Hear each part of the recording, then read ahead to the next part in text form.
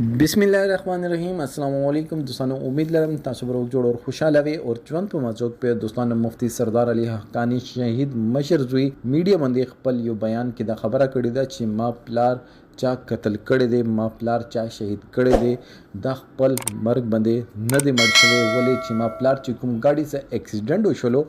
بل ګاډي نه دی معلوم، نور کسان نه دی معلوم، مونږ ته څوک نه دی راغلی. هغه خپل بیان کې نورې څه خبرې کړې دي دوستانو، هغه ټولې خبرې به د په دې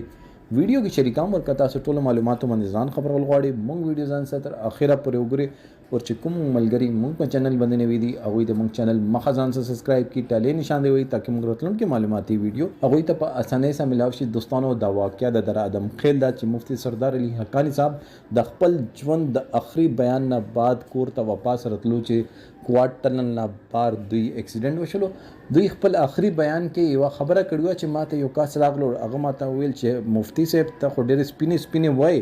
ته خو منشیات او رئیس والا خلاف خبرې کوي، خو تا ته پته چې نن سبا د ګاډو اکسیډنټونه هم کیږي. مفتی صاحب بتاوي چې الله اور الله سنت دی پره ما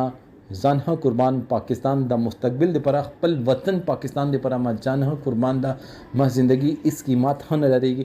ما د ملک مستقبل چې دا هغه تبا کیږي، ما صرف هغه دی پره فکرمند یم، زه بل هیڅ چیز دی پره نه یم فکرمند. مفتی سردار علي حقانی شهید مشر زوی دا میډیا نه او حکومت نه دا اپیل کړی دی چې تاسو د یو ریپورت تیار کړئ او وګورئ چې کوم بل ګاډی دی هغه کسان نه زخمی شوي دي نه مړه شوي دي، که دومره سویر اکسیډنټ شوی دی دوه ګاډي خپل کیسه جنګېدلې دي او هغې په نتیجې کې ما پلار شهید شوی دی، نو بیا هغه نور کسان چې دي هغو نه دي معلوم هغوی چې تا دي نه خو مونږ کور ته څوک راغلی دی، نه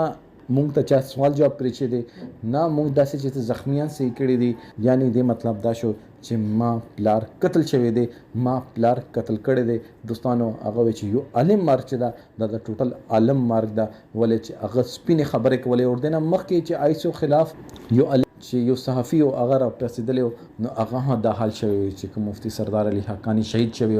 محمد زاده آگرای نوم دوستانو هغه هم شهید کړی او مفتی سردار علي حقانی صاحب هم شهید کړو. دوی خو په دې دنیا باندې او آخرت باندې د آپ صلی الله علیه و وسلم قربت بوته ملا شي، او چې کوم خلکو د دنیا د هر څه ویلي دي هغه په دې دنیا باندې رسواوي او د آخرت کې به رسواوي. دوستانو دې باره کې تاسو سره راي دا کمنټ سیکشن کې خپل راي اظهار ضرور وکړئ. والسلام.